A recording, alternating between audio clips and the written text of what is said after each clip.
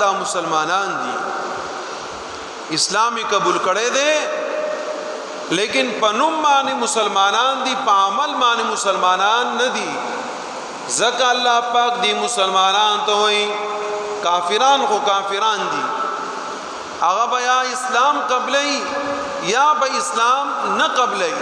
لیکن چا چې اسلام قبول کړلې زمون خاصه عزت زمون خاصه مرتبه زمون خاصه عزت زمون خاصه وقار د خلق دې چا چې ایمان قبول کړي دي نو دا ایماندار خپل د ایمان نه لاس ونه انځي ځکه الله پاک دې ته فرمایي یا ایها الذین آمنو اے ایماندارو ادخلوا داخل شئ فی السلم په اسلام کی کافتن پورا داخل شئ ولا تتبعوا او تابعداری مکوئ خطوات الشیطان دی شیطان دلارو اسینا چې تاسو مسلمانان یای او پلار دی شیطان را روان یای او پلار دی شیطان اختیار وای او تاسو گمراه کی خپل ایمان نلاس وینځي ځکه الله پاک فرمای ولا تتبعوا خطوات الشیطان انه لكم عدو مبين ولجدا شیطان ستاسو واضح او کولاو دشمن دی او دشمن چاره پارا خیر نه لټای بلکې دشمن انسان دی پارا نقصان لټای تاسو عذاب طرف ته بوزي جهنم طرف ته بوزي تکلیف تاسو بوزي مرزونو طرف ته تاسو بوزي پریشانی طرف ته تاسو بوزي زکه الله پاک تاسو مخ کې او خيار کړي چوغره ځان خیال وساتئ پزان پوهه شئ مسلمانان یې ایماندار اې د خپل ایمان حفاظت وکړي پیغمبر علیه الصلاۃ والسلام چې کله په ابتدا کې دعوت او د اسلام خبري شروع کړي نو د مالدارو سردارانو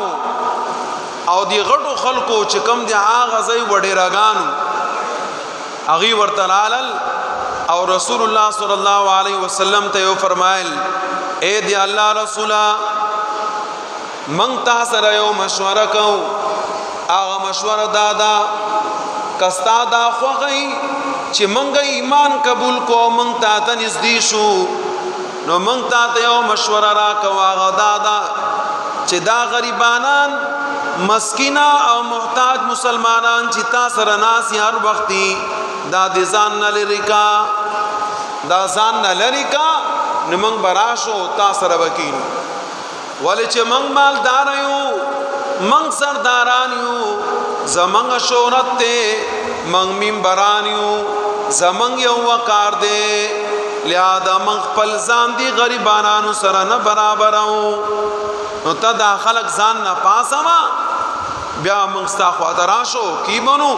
ستا چې کوم خبره هغه بیا منګ منو چې کله دې مالدارو سردارانو دا خبره وکړه الله پاک فرمایل واصبر نفسك مع الذين يدعون ربهم بالغداة والعشي يريدون وجهه ولا تعد عيناك عنهم اے پیغمبر علیہ السلام خپل ځان رکاو کا اختیار کا دی غریبانانو سرا چې کوم غریبانان هر وخت منګه یادای چې کوم غریبانانو پسړه کې زما ایمان پروت ته زما وحدانیت پروت ته چې کوم غریبانان زما عبادت کوي چې کوم غریبانان ستا اطاعت کوي دا کم غریبانان او مسکینان چې تا تکینی ستا خبره غمنی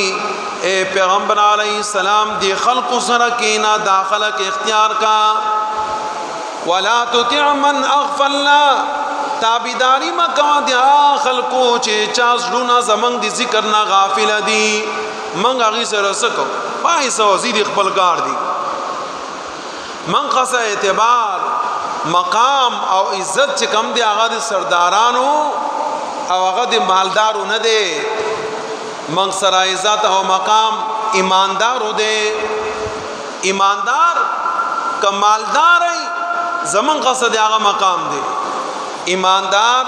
که غریب زمن قصد هغه مقام دی کم یو سړی مسلمان نه کمالدار یو که غریبی دا زمن قصد اس عزت نشته اس مقام نشته پاسا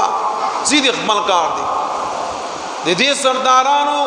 خیال ما کو چې دا سرداران دي دا به ایمان قبول کی او ستاره پاره خپل سرور کی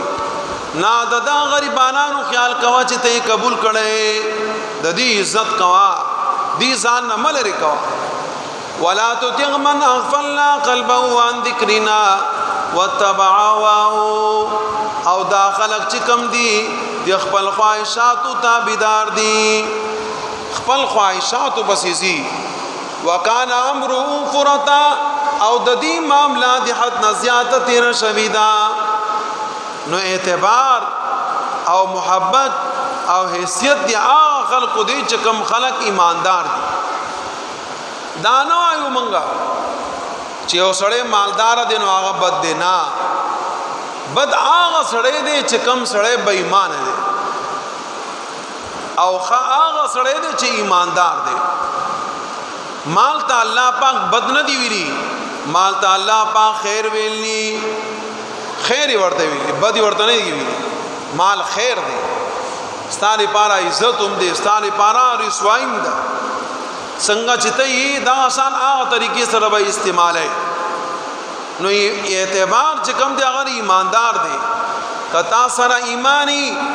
ته په ایمان باندې چلین کته مالدار نو بیام خی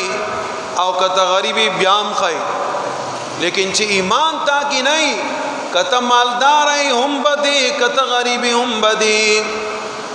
من حدیث مبارکه کې دا خبره بار بار اوریدلې ده او دی خبره د زمونږه خیالي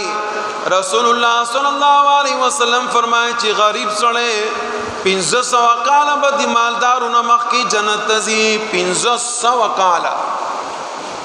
کم غریب غریب چې کم غریب کافری نه هغه غریب چې کم